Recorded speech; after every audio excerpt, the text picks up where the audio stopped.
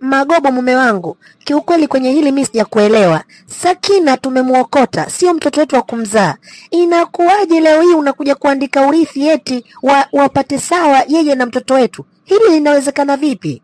Sheila, lakini kumbuka wewe ndiye uliyemleta Sakina kwenye familia hii na wewe ndiye uliyemuokota, na mimi nikajitahidi kumlea kwa upendo kama mtoto wetu.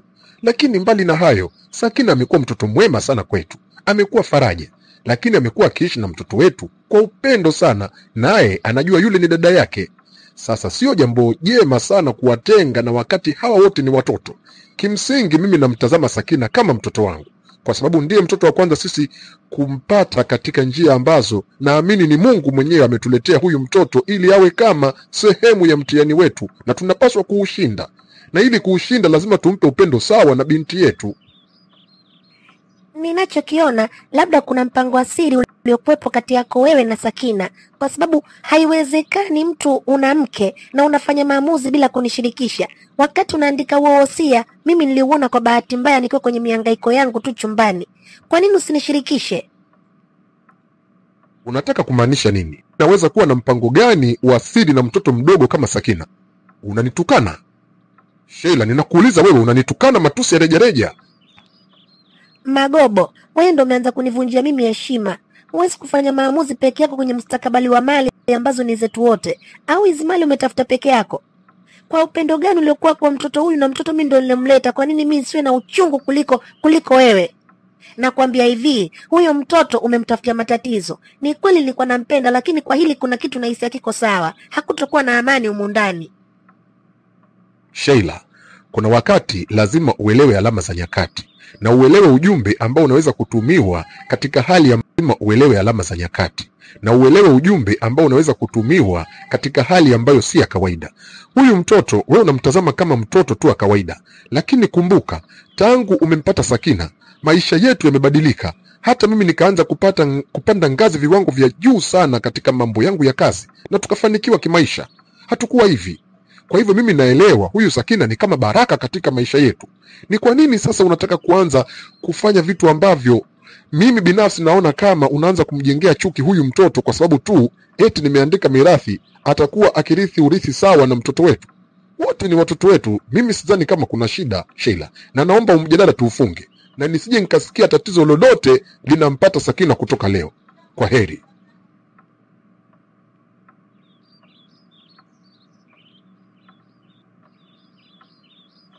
Jamani mama, unapenda kutuchunga. Tunaenda shule na msubiri tu Jamila mdogo wangu anajiweka sawa. Chunga uchunge chungio, mtu mzima chujio. Sawa.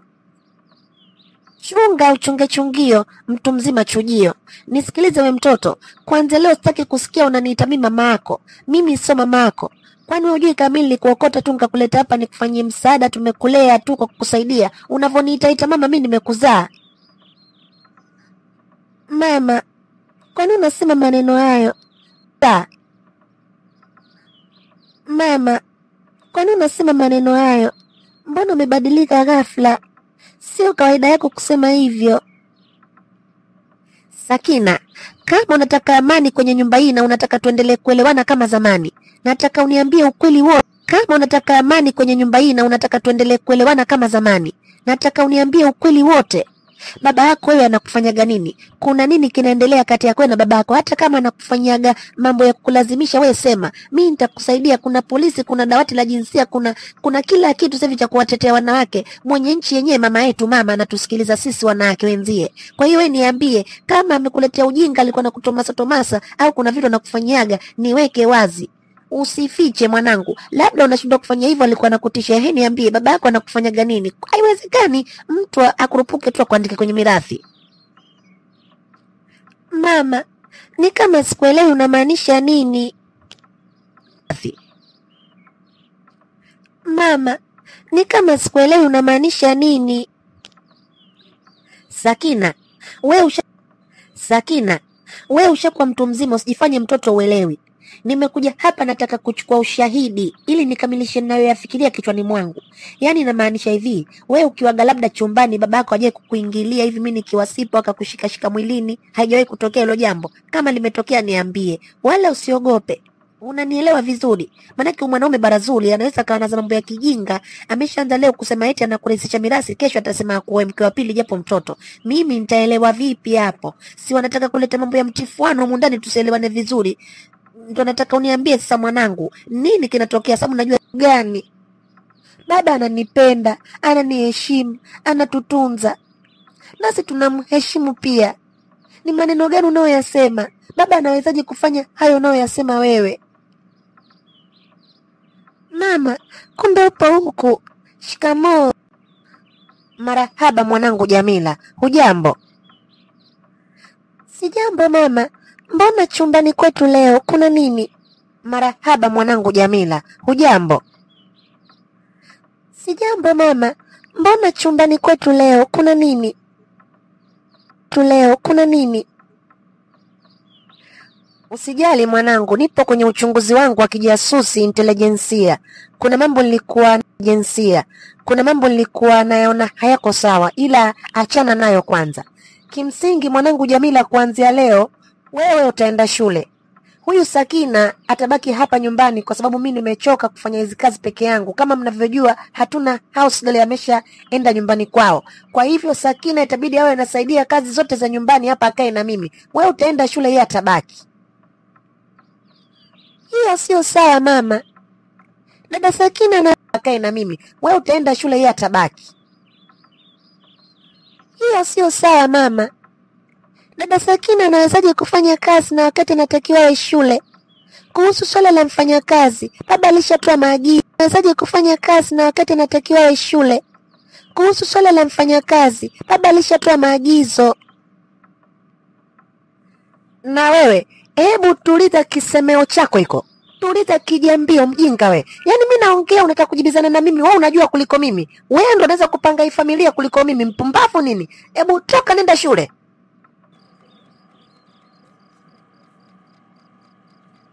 Sakina, haya ndio maisha yako kuanzia leo.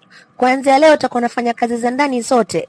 Hakikisha nyumba inakuwa safi, unafua nguo, unapika chakula na kila kitu cha msingi unakifanya humu ndani.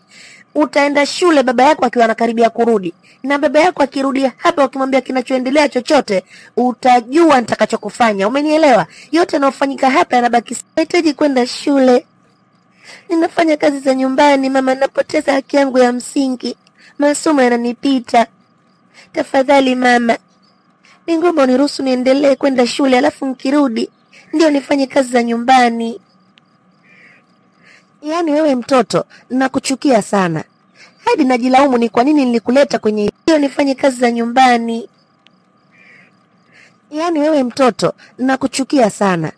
Hadi najilaumu ni kwa nini nilikuleta kwenye hii familia. Yaani bora hata nilivyokuona kipindi kile nimekuokota una shida, ningekutelekeza barabarani huko. Najutia kweli. Eti unataka uende shule, alafu ukirudi ufanye kazi. Nakwambia hivi, huyo mfanyakazi simleti kwa sababu yako. Utafanya kazi hadi utakoma. Na usichokijua, nipo kwenye kampeni yangu. Nataka upatoke hapa ndani. Yaani uondoke ukatafute ndugu zako, ukatafute wazazi wako huko walipo. Kama wamekufa ukawatafutie kaburini.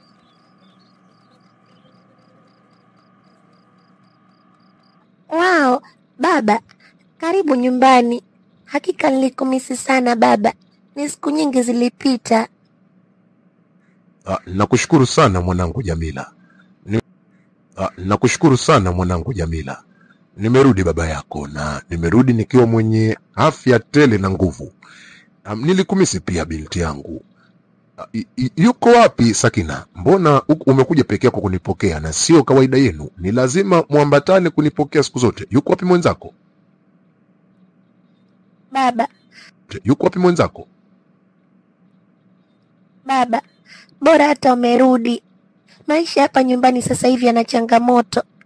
Dada Sakina haendi shule, anafanya kazi za nyumbani. Na wakati ulishatoa maagizo mama atafute house girl, lakini mama amegoma. Badala yake anamfanyisha kazi Sakina.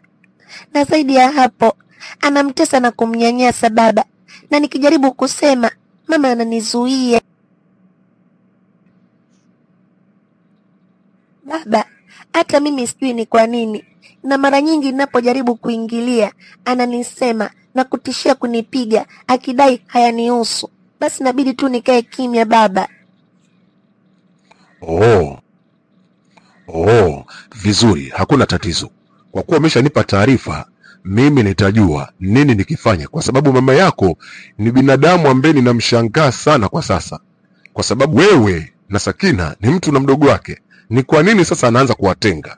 Je, ikitokea sisi hatupo, ina maana Sakina akija kuwa amefanikiwa akutenge wewe? Hili jambo haliwezekani. Ni lazima nikae na huyu mama yako na ajifunze kuwa mama bora kwa watoto. Baba, nitakushukuru sana ukifanya hivyo, kwa sababu utakuwa umemsaidia sana dada Sakina. Kiukweli anapata tabu, muda mwingine anapewa nguo nyingi afue hadi mikono yake inachubuka, na nikijaribu kumsaidia mama anakuja na kunifukuza na kuniambia maneno makali, akisema mimi sistahili kufanya kazi, bali Sakina ndo anastahili.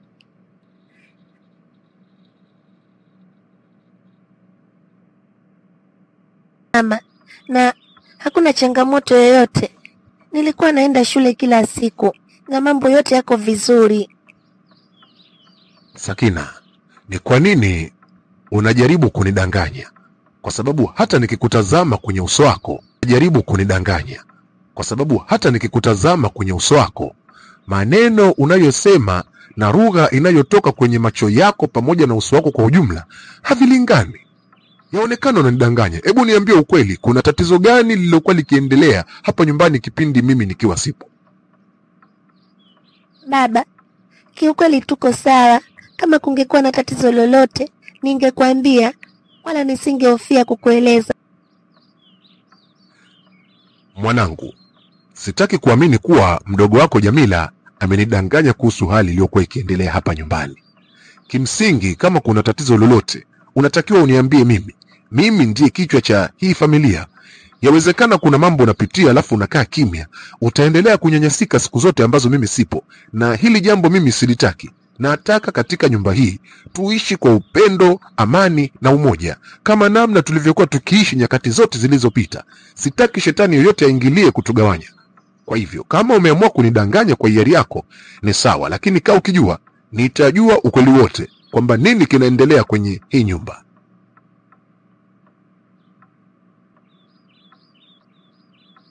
Sahihi kweli, kila unachokifanya kwenye mambo ya ndoa na mambo ya familia ni lazima unishirikishe mimi, mke wako. Ni kweli mimi nilimleta ubinti hapa, nilimuokota, nilimuonea huruma, kwa sababu si kwamba namuokota. Alikuwa yuko barabarani amevaa kaguo kamembana kadogo na mwili wake uko tumbuaza napigwa na baridi. Nikaona maskini aka katoto katakufa, katoto kachanga kadogo. Nimekasaidia, lakini sasa kuna kuelekea ndo tumpe mali sawa na mtoto wetu, ili inaingiaje akilini? Huyu tumemsaidia, inafikia hatua baadaye ikiwezekana tuangalie tu namna kumpa chochote kitu akaanze biashara zake huko mbele. Sasa kusema eti yeye na mwanetu wagawane mali sawa eti kama ndugu kweli kweli, hili mimi ndo sijakubaliana nalo. Nataka aondoke kwenye nyumba hii. Ama kweli sasa ndo naelewa Sheila, kumbe wewe kichwani hauko sawasawa kabisa. Mwanzoni ulishadiliki kusema eti mimi nataka kumfanyia michezo ya kijinga yule mtoto, ni mnyanyase kijinsia. Kweli kabisa. Hivi ulikosa maneno yote ya kunidharau na kunikebei. Unajua kila nikitafakari yale maneno yako sikupatii picha wala sikupatii jibu. Ninagundua kwamba yawezekana sasa hivi umeshapata matatizo ya problem. Sasa ni hivi, huyu mtoto hataondoka kwenda sehemu yoyote ile. Lakini jambo la pili unatakiwa kuelewa, wewe na mimi ni mtu na mke wake. Si kana kwamba eti tumewekewa nta tugandane miaka yote. Tunaweza kuachana muda na saa yoyote. Sisi ni Waislamu safi kabisa. Nakupa talaka zako 3, unapigwa, unakaa pembeni, unatulia. Kwa hivyo hawa watoto nitaendelea kubaki nao na kuwatunza, na wote na watazama kama watoto wangu. Wewe kama ndoa imekushinda au unaona kuna vitu vina shida, unaweza kwenda. Ama kweli nimekubali leo uchawi upo. Yaani wewe leo kuniambia mimi niondoke. Makubwa jongo.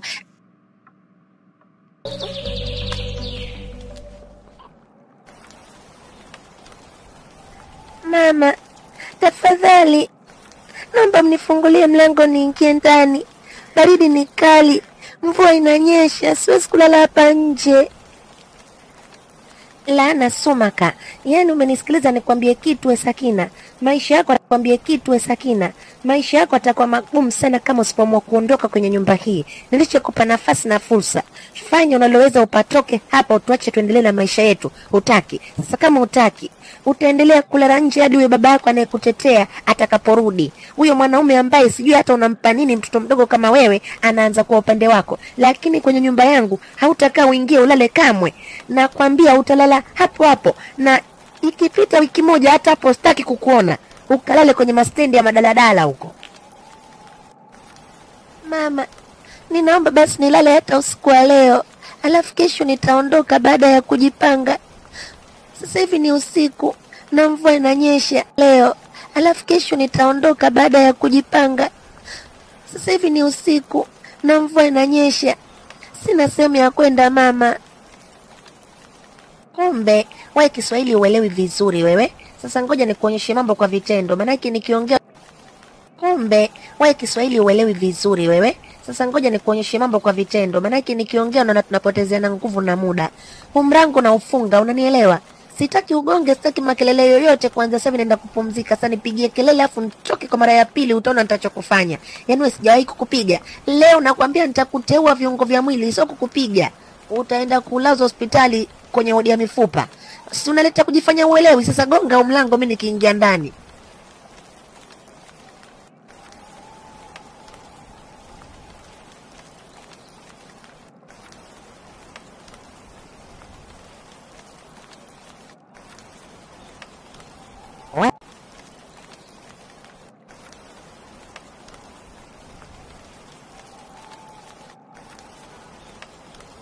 Wewe Sakina vipi? Mbona umekaa nje unanyeshewa na mvua? Unashindwa kuelewa kama aliabaridi unakirosha. Unakirosha vipi? Unaweza ukapata UTI.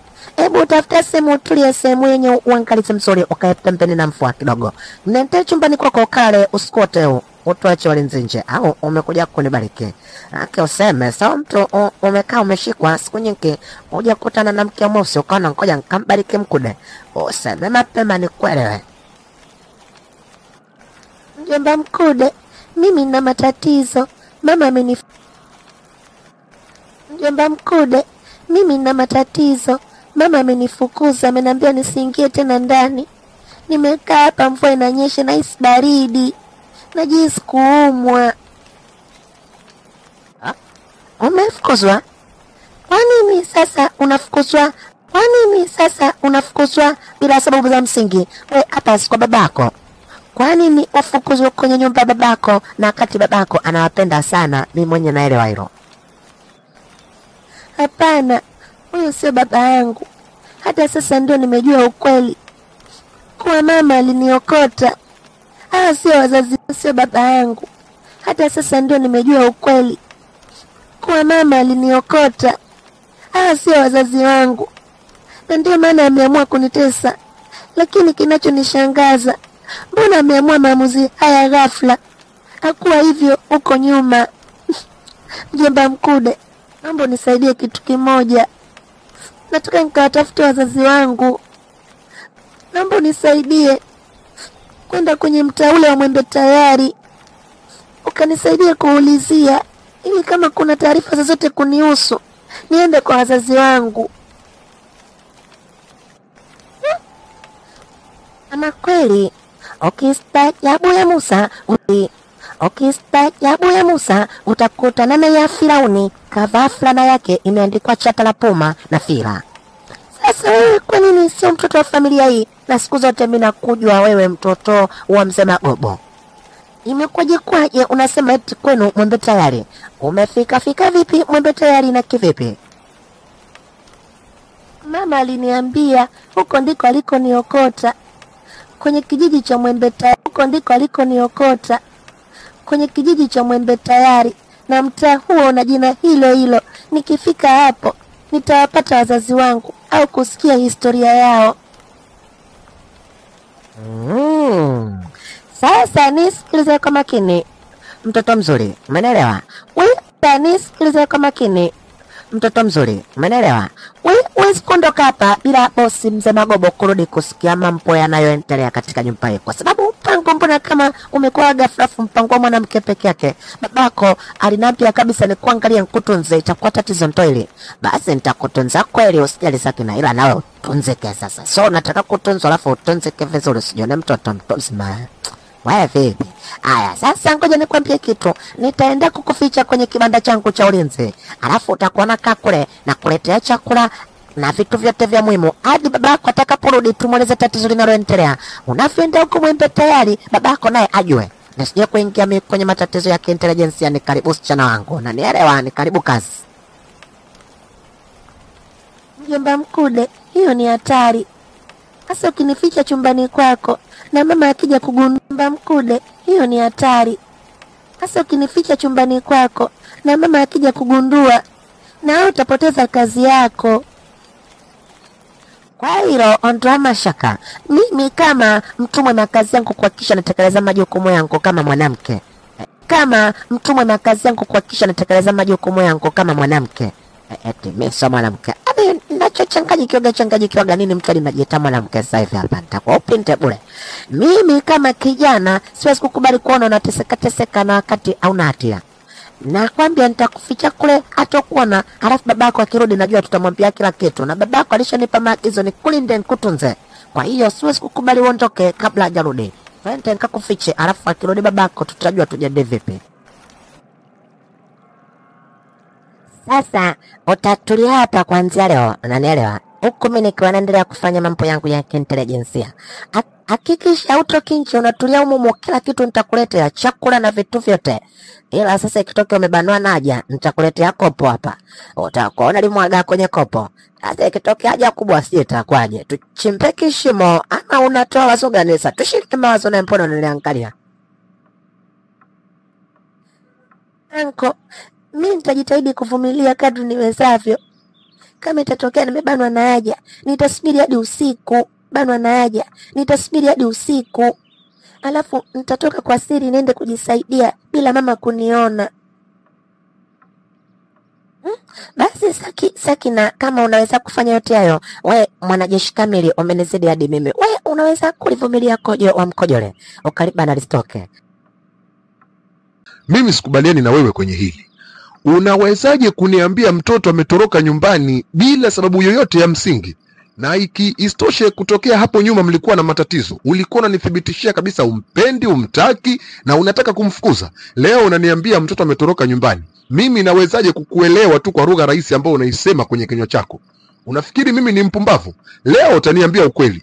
Sakina ameenda wapi? Na asiporudi hapa, kuna kitu kitatokea ambacho sitaki kukisema, lakini hali haitakuwa shwari.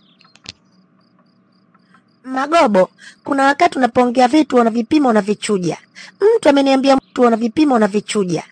Mtu ameniambia mwenyewe anaenda kuwatafuta wazazi wake ili ajue babake na mama yake ni nani. Amechoka kukaa hapa kwa sababu yupo kwenye fumbo, kila siku haelewi kinachoendelea. Sasa mimi nimejitahidi kumzuia, nikamwambia subiri umwage babako. Ametoroka. Ulitaka mimi nifanye nini? Huyo mtoto anatembea naye kila saa, yuko ndani ya nguo yangu ya ndani, useme nikimtoa anakaa karibu na nywele za sirini, namuona na bana anajificha. Si anaweza kutoka na kuondoka na kurudi kwa maamuzi yake mtu mzima yule.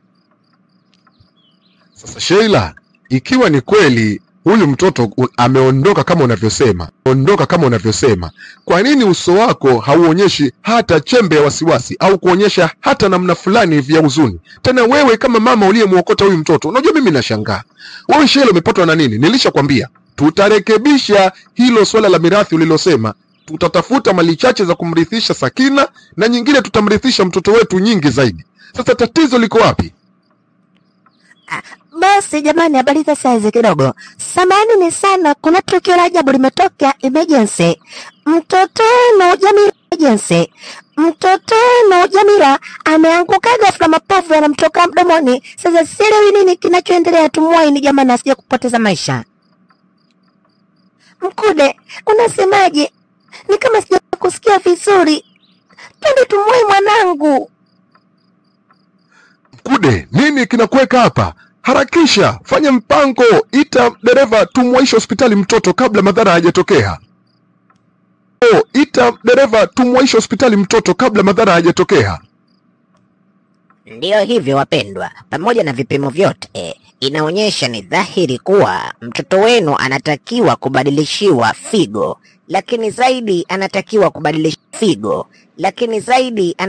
kubadilishiwa damu yake. Na kama nilivyosema awali, baada ya vipimo tumegundua damu inayoweza kumsaidia ni ya baba yake, lakini baada ya vipimo vya ndani zaidi tumegundua mtoto wenu wala damu yake haifanani na baba yake, na hii tafsiri yake huyo mtoto huyu si baba yake mzazi.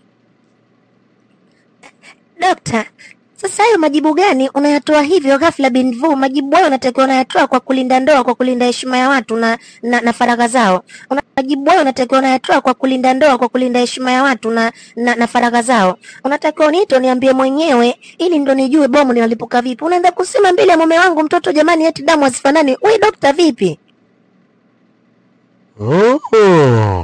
Yaani kumbe mimi nafanywa bwe. Ndugu zangu, ni vyema busara kama ingetumika, kwa sababu hili ni eneo la hospitali, na istoshe mna mgonjwa ambaye lazima kwanza apatiwe matibabu au vizuri, na nyinyi kama kuna kesi ya msingi mnaweza mkaiendeleza kifamilia. Lakini kwa sasa naomba utulivu ndugu zanguni, na muhakikishe mnafanya kila mnaloweza kupata mtu mwenye damu inayoweza kuendana na mtoto wenu, na pamoja na figo inayoweza kuendana ili tuweze kumbadilishia. Kwa maana ya mama yake hatuwezi kumbadilishia ingawa zinafanana, ina itilafu fulani. Dokta, mimi nishachanganyikiwa jamani, sielewi. Yaani wewe mbona utaelewa? Yaani uelewi hapa, mimi namsikiliza dokta tu na mheshimu dokta kanambia nitulie keep quiet kuna wagonjwa. Lakini tu na mheshimu dokta kanambia nitulie keep quiet kuna wagonjwa. Lakini we kazi unayo. Yaani tukitoka hapa utaniambia yule mtoto babake nani?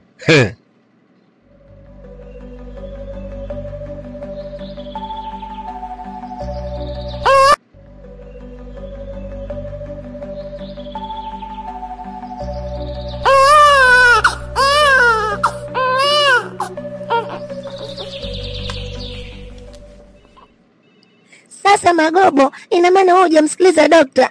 Dokta akasema kwanza tumalize mambo ya msingi, alafu hayo mengine tutayaongea baadaye kama kesi ya msingi. Ila kwa sasa hivi tuangalie uhai wa mtoto. Jamila, mimi nitakwambia baadaye nini kilichotokea kuhusu Jamila. Lakini kwanza tumhudumie jamani mwanangu asijakafa. Sakina, kuna tatizo kubwa kweli limetokea. Mdogo wako amepata matatizo, ameanguka. Kwa taarifa nilizopata anatakiwa abadilishwe figo, abadilishwe na damu. Lakini eti jambo la ajabu, kumbe damu ya mdogo wako haiendani na babake. Kwa hiyo kuna tatizo kubwa kweli hapo la kumbadilisha damu. Inatakiwa wapatikane watu wengine na kujaribiwa damu yao, kama zinaendana ndio abadilishwe arudi tena kwenye uhai, la sivyo Jamila anakufa. Anko Mkude, unasemaje? Mdogo wangu Jamila anaumwa. Kumpa chochote mdogo wangu awe hai. Naomba twende sasa hivi. Sasa nawe nimekwambia tulia. Hadi kwanza babako arudi hapa. Wewe unajua mbona nilikuficha. Ukitoka hivyo vipi nije kuonekana nilificha mtoto watu ndani bila. Babako arudi hapa. Wewe unajua mbona nilikuficha. Ukitoka hivyo vipi nije kuonekana nilificha mtoto watu ndani bila mamlaka za kisheria. Nikaja kupewa kesi ya uhujumu uchumi ya kuhujumu kitobotamu. Hapo itakuwa vipi? Mbona nataka kunitia kwenye matatizo ya kiproblem? Hebu tulia hapa, unataka kwenda wapi? Ngoja nifuatilie kila kitu, nitakupa mrejesho. Mjomba, samahani. Naomba tu basi nijue walau yuko hospitali gani. Siwezi kwenda. Nataka tu nifanye maombi kwa sababu yake. Samahani. Naomba tu basi nijue walau yuko hospitali gani. Siwezi kwenda. Nataka tu nifanye maombi kwa sababu yake. Nakwambia hivi, nataka tu nifanye maombi kwa sababu yake. Nakwambia hivi, tuliza kipira, tuliza mshono huo. Bosi akirudi hapa ndo nitamwaga ugali na mboga popo. Nitasema mamako alikufukuza alafu anakusingizia eti umeondoka mwenyewe, kwa sababu mimi mwenyewe sijapenda tabia hiyo. Lakini nawe uwe makini. Uje kuangalia namna unavyonifikiria, unavyonilipa kazi ngumu niliyofanya, kazi ya kuokoa jamii. Si unaelewa hapo, lazima hakuna cha bure duniani. kota angalia chochote kilichokuwepo masalia ili niweze kutuliza moyo wangu. Ushakuwa mkubwa enewa chojingako.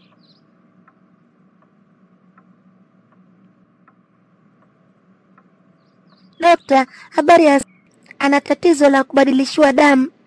Nimekuja mimi kupima damu yangu pamoja na figo yangu kama itaonekana vinafaa ili aweze kubadilishiwa.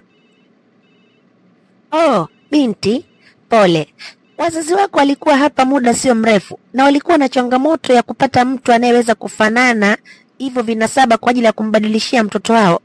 Wewe ulikuwa wapi? Lakini hakuna tatizo. Na walikuwa na changamoto ya kupata mtu anayeweza kufanana hivyo vinasaba kwa ajili ya kumbadilishia mtoto wao.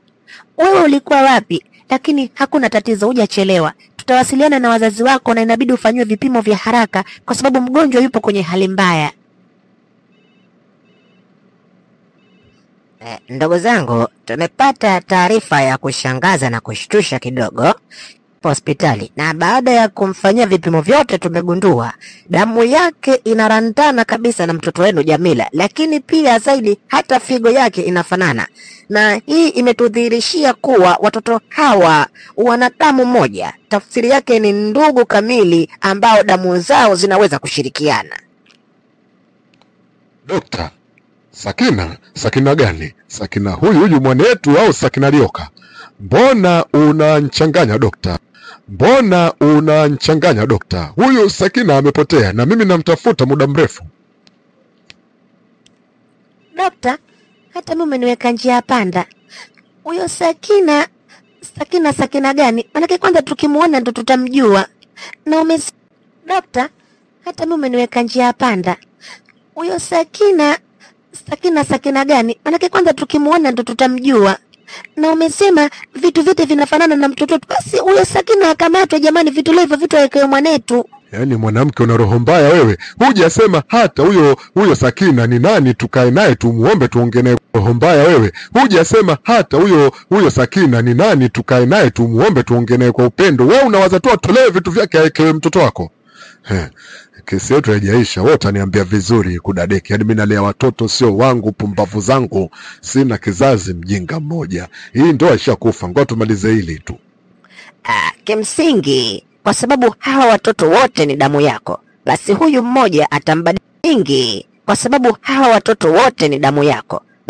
mmoja atambadilishia mwenzake figo pamoja na damu, kwa sababu naye yuko tayari.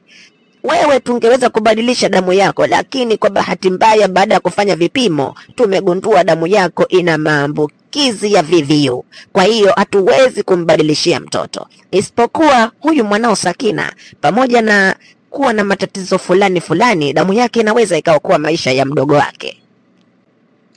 Dokta, alafu mimi mbona kama sielewi? Yaani kana changanywa. Wewe unavyosema Sakina mmempima damu yake kwamba damu yao ni moja. Hadi nasema mwanangu sio wanangu, nimebambikiziwa pumbavu. Watoto hao damu yao ni moja. Inakuwa kwa vipi na wakati huyu mtoto mmoja amemzaa na mwingine amemuokota? Sasa hilo swali nadhani litakuwa gumu mimi kulijibu, ila ninachokitazama mimi ni vipimo vyangu. Vipimo vinaonyesha huyu mama ni mama wa watoto wale wawili kwa kuwazaa kabisa. Kulijibu, ila ninachokitazama mimi ni vipimo vyangu. Vipimo vinaonyesha huyu mama ni mama wa watoto wale wawili kwa kuwazaa kabisa. Dokta, mbona kama ananiambia kitu? Ama kweli Mungu ameniasibu. Nimejipiga kofi mwenyewe. Wakati nakuwa na baba yako nilikuwa na ujauzito na sikutaka ajue, kwani ningeharibu ndoa yangu. Nilitoa ujauzito wako mwanangu nikakutupa kwenye dampo. Baada ya kutupa kwenye dampo nikaondoka na kwanza maisha yangu. Na ndio nikakutana na huyu mwanaume akanioa. Mwanangu, umerudi kwenye maisha yangu kimiujiza. Nilikuokota tena bila kujua. Nisamee binti yangu. Mama, kumbe wewe ndio mama yangu. Na ndio maana upendo wangu kwenu ulikuwa ni mkubwa. Mama, kwa nini ulinitupa? Kwa nini ulifanishi maisha ulikuwa ni mkubwa? Mama, kwa nini ulinitupa? Kwa nini ulifanishi maisha magumu utotoni? Jamani, mimi naona kiukweli mnaniconfuse, mnanikoroga kama zege. Yaani nachanganyikiwa, sielewi hata moja. Yaani natamani niwafukuze kwenye nyumba yangu, natamani niwatimue, natamani nimkate mtu kinyeo, natamani nimfanye mtu sijui kitu gani ambacho ataelewa kuwa mimi nina hasira. Yaani mimi wa kusingiziwa watoto, ila siwezi kuongea mambo mbele ya mtoto. Nasema hivi jamani, mimi natoka, lakini nawaacha hapa mjadiliane. Nikirudi nataka mniambie mtakapoenda kuishi kuanzia leo, kwa sababu mimi siwezi kukaa na watu ambao sio familia yangu, siwezi kuwa fala kwa viwango hivyo. Magobo, mimi nitaenda wapi mume wangu? Hili limeshatokea. Hawa watoto tumewalea tangu wakiwa wadogo. Ni baraka ya Mungu mwenyewe, na wewe unathibitisha. Tumepata mafanikio makubwa kwa sababu ya baraka ya hawa watoto. Tulikuwa na maisha magumu. Baada ya kuwa na Sakina na Jamila, maisha yetu yalibadilika. Nisamehe mume wangu, na kuahidi tutaishi maisha mazuri tu, na watoto watageuka sehemu ya maisha yetu. Kwa sababu sichokijua, daktari alishanithibitishia kuwa mimi na wewe hatuwezi kupata mtoto wetu wenyewe wa kumzaa, na ndio maana nikawa najitahidi kufanya hayo. Hata Jamila nilimtafuta ili tulinde heshima ya ndoa mume wangu.